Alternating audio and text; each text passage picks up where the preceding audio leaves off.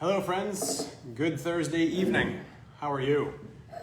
I am excited to be tasting this wine with you tonight. Who's here? Wow, holy cow. One and all, here we go.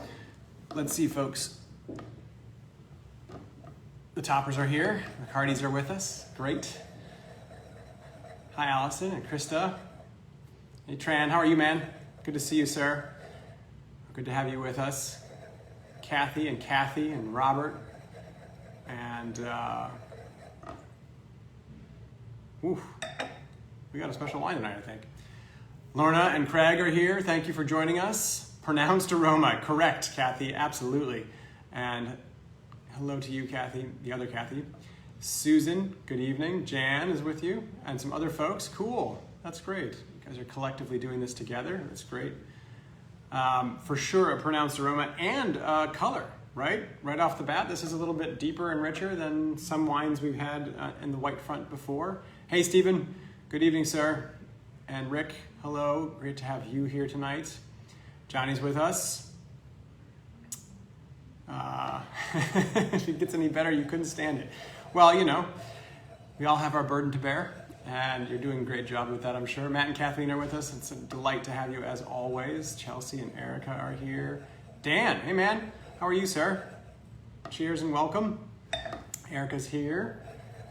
Good, the cast of characters, our return characters are with us and some new folks. Yeah, it's deep gold, Susan, it is. I think, you know, we're oftentimes, or I think most of the wines we've tasted, we could almost have just dialed in the descriptors that appear on our tasting sheet, kind of up here in the appearance part, and from clear to hazy, and then from pale to medium to deep. We're most of the time in pale and medium, and we're oftentimes almost always in clear, and we're in lemon, kind of sometimes hinting with flecks of gold, but very rarely are we found into gold, and we haven't really tried a wine that's in the amber side of things. Frank, man, good evening, sir. How are you? Frank's my cousin. Great to have you watching, probably all the way from Chicago at this point, unless you're traveling, but great to have you online with us tonight, sir. So this is much more golden, darker in color. It has kind of a medium intensity, right? It's venturing to that medium realm, and it's clear on my side, although I saw someone's note said it was a little hazy. Julie and David are watching. Oh, hi guys. And Craig is here. Yeah, he was saying condensation, not hazy. Yeah, exactly. Just as the chill of the wine hits the ambient temperature of the room, you get a little bit of that. And Isabel's here. Hi there. Marcia's watching with us this evening too. Hi Marcia, how are you? It's great to have you too. Wow. So pronounced nose, it was right out in the open, right off the bat. What did you smell? What was pronounced? What were the characteristics that were early and easily identifiable? We're looking at something that has a pretty expressive character to it and some depth. So as we're thinking about that, or as you're answering what you smelled, what do you know about a wine from its color in this case? And Sharon's watching with us this evening. She's getting, Kathy's getting some peaches and apricot, and Roland's watching with us this evening. Roland's a lover of Alsatian wines, and one of the things you might get from sort of an aged Alsatian wine would be this deeper color. And Chris is with us, Shirley's. Craig, you're picking up a little banana, cool. So some stone fruit and some banana, some honeyed element for sure. And a deeper, richer color would indicate potentially a varietal. It would give us an indication maybe of something like Chenin Blanc or Chardonnay potentially, but with age and perhaps barrel aging. Could be a sweet wine, could be a wine that has a richer character, ripeness. Usually you wouldn't arrive at something like this color without some kind of ripeness or some kind of contact perhaps with oak or time and aging. So all those things are things we should be thinking about with respect to this wine, just by way of looking at it, just because of the color. Ripe aromas, deeper color. Swanbergs are with us. Color looks like Vidal Barrique I had a while back. Cool, Robert. I mean, so Vidal aged in Barrique. Barrique being a term that refers to a French barrel. 225 liter barrel. And a barrique is generally one of the smaller size vessels of barrel aging, and therefore a greater concentration. So if you think about the size of an aging vessel, whether it's a huge stainless steel vat or a smaller barrel, the smaller the vessel, the more contact that the wine has with the exterior of that vessel. If there is contact to be had, that adds character. And so in the case of a barrel with a char and the ability to impart color and flavor to a wine, the size of that barrel matters. So if you have a 225 liter versus a 500 liter, the 500 liter barrel is not going to impact the wine as much as a 225 liter would, because you have more surface area coming in contact with a given wine. So right off the bat, if I was asked like a multiple choice question, do you think if this wine was wooded or aged in wood, do you think it was more likely that it would be aged in a smaller barrel or a larger barrel? Just based on the color, I'd have to say a smaller barrel. That may not be true at all for this given wine, but based on the appearance and the color, that's the way you would think about kind of barrel aging and what it might be giving a particular wine. This could also be by virtue of just skin contact with some very ripe fruit.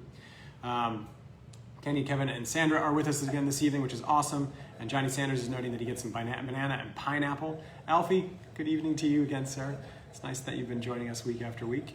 Sorry you don't have the wine, but super delighted that you're still here. Jan, hi, welcome this evening. Wow, right? A ton of that tropical fruit. Some of that apricot that was noted, some peach. Candy's just echoing my comment there, and I was echoing comments from previous notes that we have a fruity, peachy kind of wine. So really expressive, beautiful. Do you think, just by looking at it and by smelling it, do you think it's going to be sweet? Do you think it's going to be a dry wine or an off-dry wine? Jen and Matthew are watching. Hey man, how are you? Great guys, so glad you're here with us this evening. And Alpheus, thank you. I'm doing really well, man. I'm great. It's wonderful to connect with you even in this minimal way. Those connections last and run deep, so I appreciate you being with us. Yeah, I agree. It's got a bunch of a beautiful nose. Pineapple is coming out. So we got banana, we got pineapple, we got tropical flavors. So it's very expressive and it's a lot of fruit. How about any earthen elements? Are you picking up any earthen quality to this wine? A few are thinking there's might be a little bit of sweetness that's potentially possible here. Candy's noting there's a little higher alcohol perhaps on the nose. It's perhaps off-dry, burns in the nostril, she's saying. Kathy's saying no ripe fruit, yes sweet, no. I'm not sure what that means.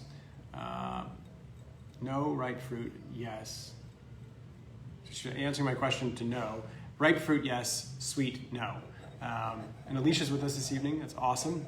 Yeah, it's promising, Alicia, to be a pretty beautiful and delicious wine just based on the nose and the color.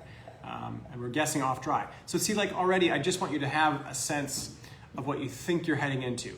Not arriving at a decision, but building a profile based on all your senses. And I think what we oftentimes do is jump ahead and think only about the taste. We can learn so much more about a wine and pay attention to that and heighten our capability of paying attention to those details in the way of our visual details and our nose or our olfactory details. So, Jan, you're picking up some flowery notes now? Cool. Some like honeysuckle, a little white flower element. Leslie's with us this evening. Hey, Leslie, I hope you're doing well. So glad you're with us tonight.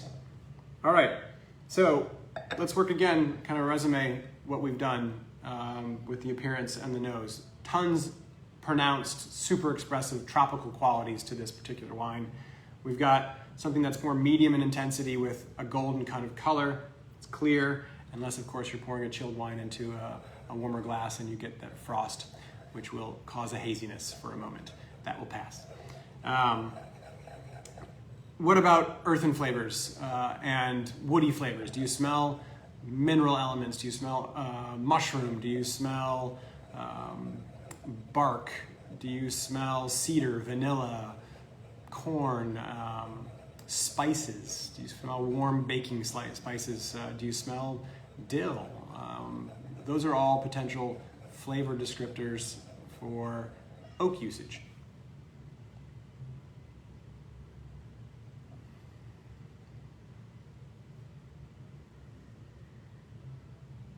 Power of suggestion for me at this point, I just got a load of kind of coriander and a little bit of toasted cumin. So I think there's some definite wood quality to this wine.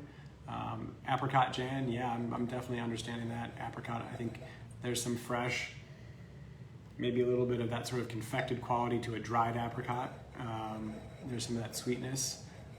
Craig, are you picking up butter? Yeah, it's another descriptor for sure for oftentimes what you find in the way of wood, but butter usually is a result of malolactic fermentation, and so the malic acid being converted to lactic acid, and you get some buttery elements as a result of that fermentation process. You can, a compound called diacetyl gives you that buttery aroma, kind of movie popcorn quality, and oftentimes also can result in some more of a candy kind of quality in the form of butterscotch, which Susan is noting she's smelling right now. So orange zest, not really minerally, right? And lots of legs. Good, you're drawing us to the body of the wine. So lots of legs would indicate potential sugar or higher alcohol, relative, all things equal. Yeah, there is, the tears or legs are barely even forming. They're just still holding the ridgeline for this wine. They're moving down quite slowly, which would indicate potentially that this has got some sugar to it. So excited to see. Potential varietals right off the bat, just on the nose, guys. Tropical, higher alcohol, color.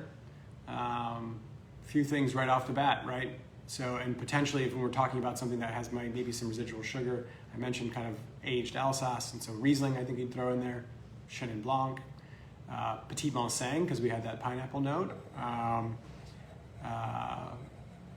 Isabel's also adding Viognier. Viognier could be in there, some of those aromatics, and Craig 100%, we should talk about Chardonnay.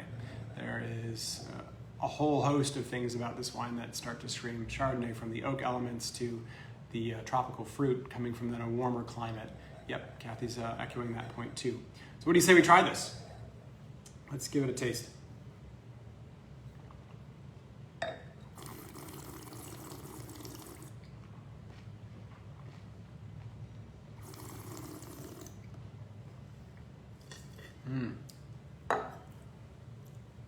Very cool, huh?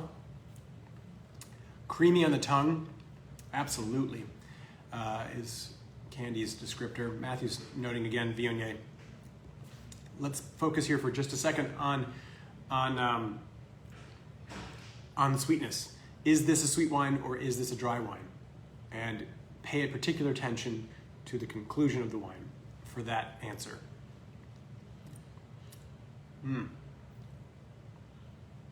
It's dry. Very dry wine, I think.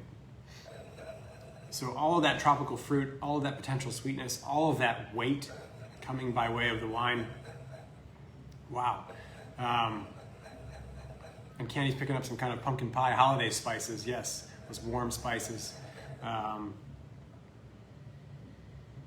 This is a pretty dry wine with some good acidity, right? But a bunch of texture and that creaminess, that sort of malolactic, kind of lactic-y creaminess on the inside of, or the middle of the wine. Wow, pretty interesting. Jan, you're noting very cheap, as in the price was not very expensive.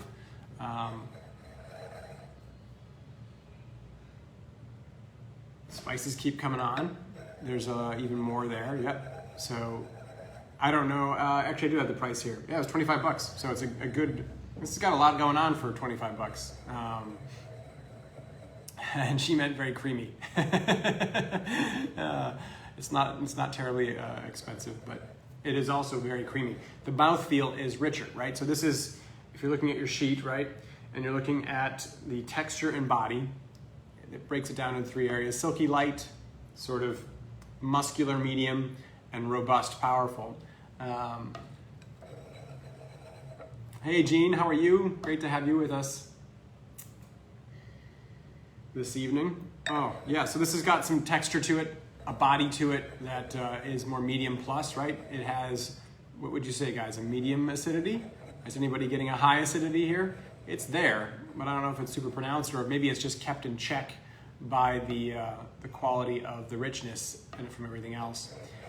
Isabel's asking about the thickness from the wood or lees. Yeah, there could be a little bit of lees aging for sure on this. Lees are the yeast cells that are left in a wine as it ages, and lees are killed off, or the yeast cells are killed off, or they die off in the process of fermentation. At a certain point, the alcohol basically stops the fermentation or the yeast from fermenting, and they stop their function and die off. And there's gross lees or larger lees, and then there's the fine lees. The finer lees are what is often left in a wine and add a preservative quality and add a textural quality and a creaminess that you can pick up on. So some of it can come from lees, some of it come from wood aging, some of it really can come from the texture of alcohol, right? We noted those thicker legs, and so higher alcohol has a higher weight or a thicker weight in your mouth, a more robust quality to them. And so you could get all of those things running in concert to create what is then more textural in the way of wine, moving from, say, 2% to whole milk, right? So if we went from skim milk to 2% to whole milk, you'd have more of that whole milk kind of quality in this wine, but with a lot of wonderful acidity, and Kathy's noting that in the way of, Kathy Montana is noting that in the way of some medium high acidity here. So,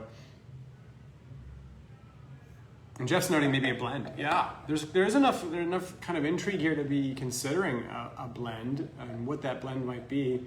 Maybe it is Petit Manseng and Viognier blended together. I'm getting some of that acidity which would come from Petit Manseng for that type of blend. Could it be a Rhone blend with Grenache and Roussanne and Marsanne perhaps? I don't know if we would get as much of this this honeyed quality. Gewürztraminer Sharon's thrown out there. Do you get enough of the spiciness and sometimes a rose petal element? Jan earlier was noting some floral quality. I didn't pick up on sort of that rosy element. I was more on the white flower side of things, and all that tropical fruit certainly could be something that you'd find in Gewürztraminer or Riesling, for example. But then we're talking about something that's very dry here. So let's go back to that taste again.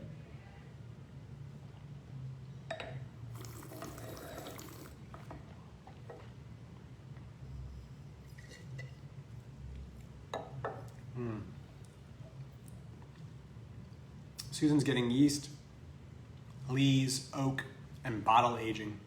Yeah, this wine might have a little bit of age on it. Kind of five plus years maybe, right? That acid's still there, but it isn't by any means dominating the wine, and it isn't really as present in the first half of the experience, is it? It just sort of kind of tapers off. If you were to kind of graph the experience of the wine, it kind of goes like this in the beginning and then starts to taper a little bit, and it lingers more with the acidity than with the flavor. So yeah, and for me, the spice element and some of that woody note comes on the back end of that experience, on that taper. So I get more of the fruit and the power and the texture up front. Is that what you're finding?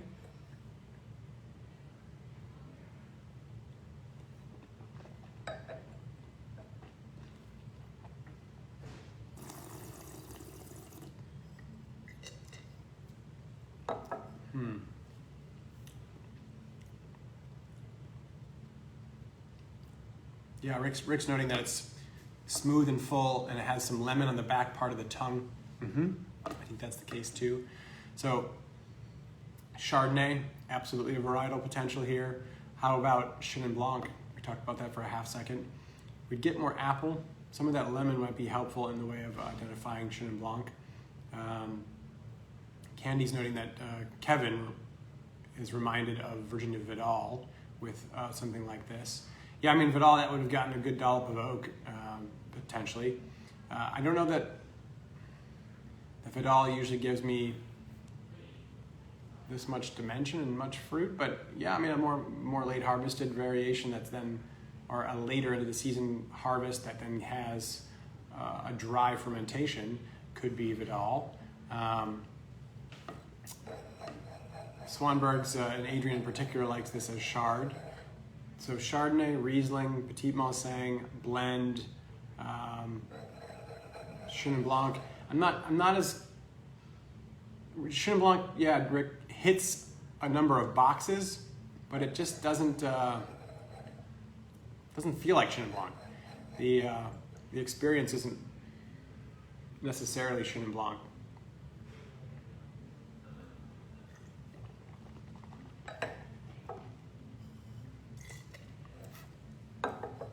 A Chardonnay blend. That's interesting.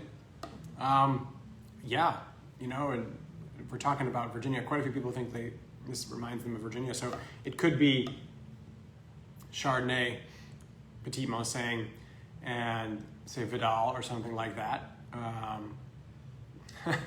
Wouldn't that be hilarious if this was our own wine? The wine that we make with the folks at Early Mountain, and that would give us Chardonnay and Petit Manseng, and it would give us Vidal. So all these things that we're kind of circling around. Todd's noting a Chardonnay Viognier blend. There isn't any Viognier in our particular house blend, our Field and Maine white, but yeah, that's a cool idea. Chardonnay Viognier. There are components about this, right? All that tropical element, all that, that fun stuff. Wouldn't that be great? I'm sorry, I think I just fell right into it. My guess is going to have to be this evening because I think I got blind tasted on a wine that I got to help make with Ben Jordan and Maya Hood White at Early Mountain, and that we pour as our Field and Maine White. That would be fantastic. If I didn't get that, holy cow, I'd be in trouble, right? But it does sort of explain a little bit about what is different about this. I like Chardonnay for this quite a bit. I also like Chenin Blanc, but it's not Chenin Blanc. And there's something on the finish. There's that spice finish that doesn't remind me of only Chardonnay, right? And Susan's noting that she thinks this is definitely New World because of the price. Old World Chardonnay or a blend. Kathy's noting, Kathy Fontana, Kathy Weedman's noting that she thinks it's New World Chardonnay. And I think, Craig, that's a really cool idea too, to consider Chardonnay from South Africa. And South Africa has beautiful Chenin Blanc too. I'm not saying that would be necessarily a blend of South African Chard and Chenin, but some of that character there. Todd, you're picking up Old World. And I think there is an element of Old World in the way of the spice, and at least in Old World wood. So maybe we're dealing with some sort of French oak in the aging program in this particular wine.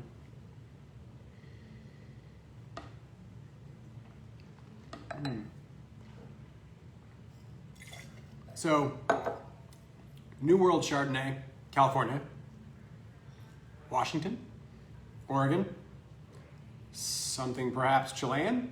Chardonnay is grown everywhere. It is the most popularly planted grape everywhere.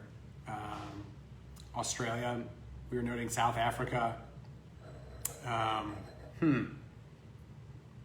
Swanbergs are noting that there's some wood here for sure. So wood can be used anywhere too. So like Chardonnay and wood, great to get to that point. It's not as easy. Like if we were saying, if we all agreed that, hey, this is Gewürztraminer, there's less places in the world that it would be made. By saying Petit Manseng, there's a lot less places in the world, right, that we would then focus on, well, 2 or 3 spots. By saying Chardonnay, by saying New World Chardonnay, you cut the world in a smaller pool by saying that, because you take out sort of France and some production in Italy, of course, but you're still pretty broad. So how do you dwindle that down? You think about then climate, and is it coastal in its expression? Does it have a mineral quality or element to it? Does it have tons of ripe fruit and sort of an artificial acidity? Does it a little bit more rich? Some of that can be an indication of where you might go. And then there's producers at all ranges. I just got the occasion this week to direct the Loudoun County Wine Competition, and our Chardonnay flight had 7 Chardonnays in it, and there was a stainless steel Chardonnay, and there's a barrel fermented Chardonnay in that flight. And they were polar opposites in terms of how they express themselves. And so it's difficult to get to where the Chardonnay from the New World might be. But we should take a stab at it for sure. So where do you think this might be coming from if this is Chardonnay from the New World? Wow.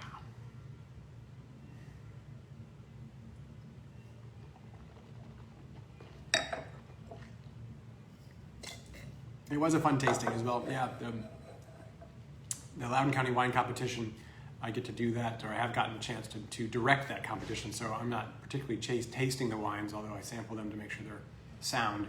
But 5 judges worked through 77 wines, or did this particular year, in one day, and get to evaluate the likes of some great Vidal, some interesting Chambourcin in the way of hybrids, some Albarino, some Viognier, some Chardonnay, some Petit Manseng, and then work their way through Cabernet Franc and some Petit Verdot, some Tannat blends were there this year, some Bordeaux style blends, and some late harvested Vidal, which was quite tasty too. So really good stuff. Why not California?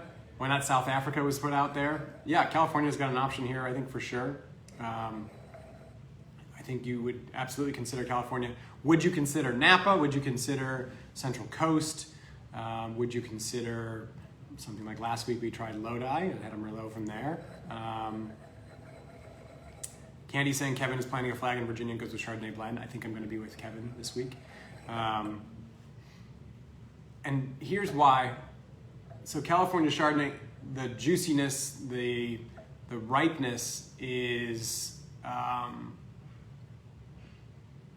there on the front, and on the back it's a little different. And I think that's where we're getting a potential blend for me on this one. So I'm thinking so. And I think part of that's because the color is coming in variable, and more now it's coming out on the nose and right on schedule. Right, 20 plus minutes in, the wine starts to change or give more pineapple, and so that's where I kind of will venture back to Virginia. To your point there, Isabel, about not mastering the spit cup yet, it takes some time. I don't know if I've told you this story, but when I was young in the world of wine and was on a wine scholarship, I was in Bordeaux and I packed 3 polos for the trip. One was light blue, one was red, and one was white. And I could only wear one after day 2, and that was the red one, because I just could not spit effectively. It just dribbled everywhere. And so it takes a minute, and boy, it's a skill you have to work on, and then you get to master it, and boy, you get to see some folks who are been in the wine world for a long time, especially winemakers. Man, they can spit on a dime. They're so precise with what they do.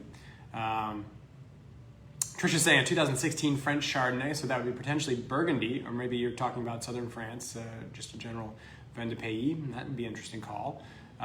Susan's noting a South African Chardonnay. That's really cool. So South African from 16. I'm gonna go with it. I had that light bulb moment where I think I figured it out, and it's only because I tasted the wine and I helped make it. So I'm gonna say 2017 Field and Main white wine, which is Vidal and Petit Manseng and Chardonnay.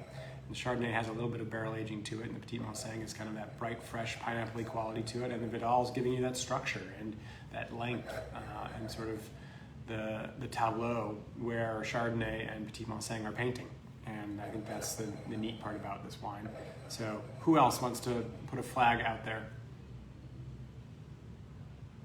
Chilean Chardonnay from Kathy.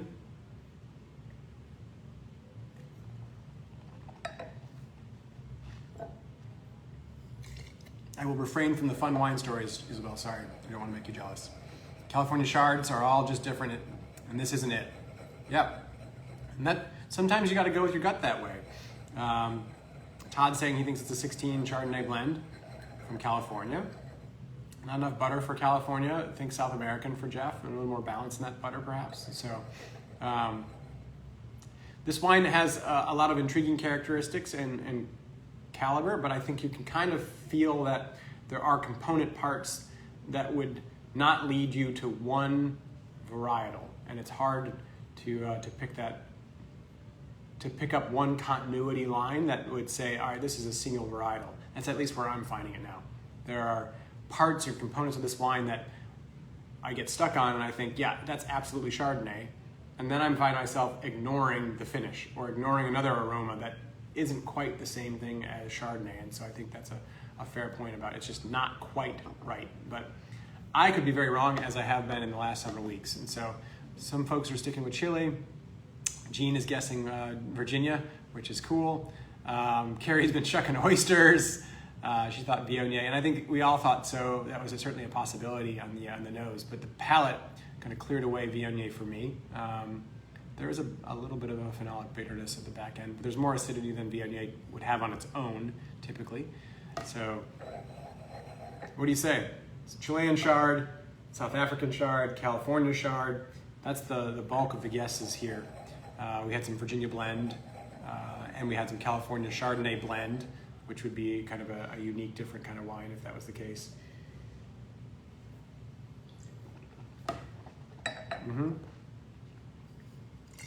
All right, I am going 17 Field and Main Blend, just because I couldn't get off of it. I instruct you to think your way through your initial kind of conclusion and make sure that you're not just tractor beamed into it, but once that hit me, I couldn't get past that point. Before I open it, do you like it? Do you want to drink it? Is it compelling?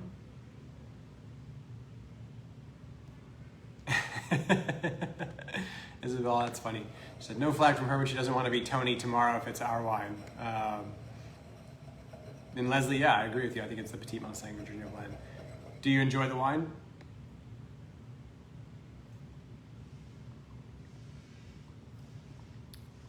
If it's this wine is built with some intention. I wanted to build a wine for our house, and it started off as a program just for the By the Glass program and for our tap system, and so we could pour this wine on tap because I wanted people to come in and experience Virginia wine like you would in, say, the Loire Valley or in a fantastic little town in Tuscany, where you'd sit down at the table and they would bring you wine in a carafe, in a pitcher, and you wouldn't necessarily know what it was made with, and you wouldn't necessarily know the vintage per se, and the varietals, or the winemaking style, or who made it, but you knew, and you know inherently, that it was from where you were sitting. They weren't bringing it from somewhere else. It was crafted there, and it belonged there, and it also belonged at the table because it was meant to go with whatever you were eating. And so the fine qualities of an exacting food and wine pairing that you had to get engaged with and really think your way through were not required. This grand experience of wine was not required. It was just meant to be an enjoyable part, a condiment, a component of the wine experience, of the dining experience, excuse me. And so we got to spend some time with Ben and Maya, and I got to say, I want to do that, and I think I can achieve that from a price point perspective by using Vidal, because Vidal is a hybrid grape and it's a little bit cheaper. But we want some of the character of Chardonnay and that textural element, and we want some of the acidity and vibrancy and the uniqueness of Petit Mustang that you find in Virginia. So we started to kind of craft the blend, and Ben and Maya are great about giving me component parts to work with and then telling me if you use that much, it'll make this much, and here's what you might want to do with that, and we could do this. And so it's kind of unique. And Alfie, if you're in our area, you can absolutely drop by and pick up a bottle. As I'm doing a bunch of talking about it, and if this is not that, then I'm going to have to pivot here quickly and talk about something else. But yep, Johnny, you're right. The still wines are available on the to-go menu and are always available as part of our retail program. The wines, for those of you that are in our area and like to kind of find some interesting wines, we do an annual sort of wine buying event, and that wine buying event is going to be held on October 24th. And we're going to do it in our cabanas outside, so you can rotate from cabana to try a series of wines. So if you're interested, look for a posting about that coming soon, and you can taste your way through 20 plus wines and decide which ones make sense for you to buy for the holidays, for friends, for gifts, for yourself, for general consumption on a Wednesday evening, for special Friday nights, and for anniversaries and everything in between. So that's coming up. All right, so I've been talking. This wine, I should have rounded out the story though. We built this wine in subsequent years to be in keg, and 17, the vintage came around, and 17 was a great vintage. And we had enough from 16 to kind of carry us through, and so we bottled 17 as opposed to putting it in keg. And we have a little bit left from that. So this is a wine that's meant to have enough texture and body to go at the table, and you could eat it with your steak and it would be fine. It wouldn't be like a perfect pairing, but the textural quality wouldn't be lost and subsumed by a steak. But it also has enough vibrancy and intrigue to kind of go with your salad. Or you could just sit and sip it as a cocktail wine. So that's the point behind this wine, if I know what this wine is. So let's find out. Nope, I'm completely wrong, but I got to tell you a whole bunch of stories about Field & Main's white, and we got to try a very cool Chardonnay from Chile, from La Postal. Really great, fun experience for Chardonnay, right? That tropical quality coming from Casa La Postal, doing an excellent job. This is Cuvée Alexandre, and that references a whole line they have of really tasty Bordeaux varietals. They make some really tremendous wines. If memory serves, this is the family that is responsible for Grand Marnier. And when they sold Grand Marnier, they bought a property, or they looked around the world to make world-class wines in another place with sort of a French approach and sensibility, i.e. that French oak that we kind of picked up on, and is making some really class wines at great prices, from the super high-end, high tier to wines like this. And so I think it's pretty cool. I thought it was Virginia. And yeah, Gene, I definitely went down that path and I couldn't get off of it. I could have made my way perhaps to this, to Chilean, and I think a number of you did, and thought that we were talking about Chardonnay from somewhere else. And that's super cool. This is a fun wine.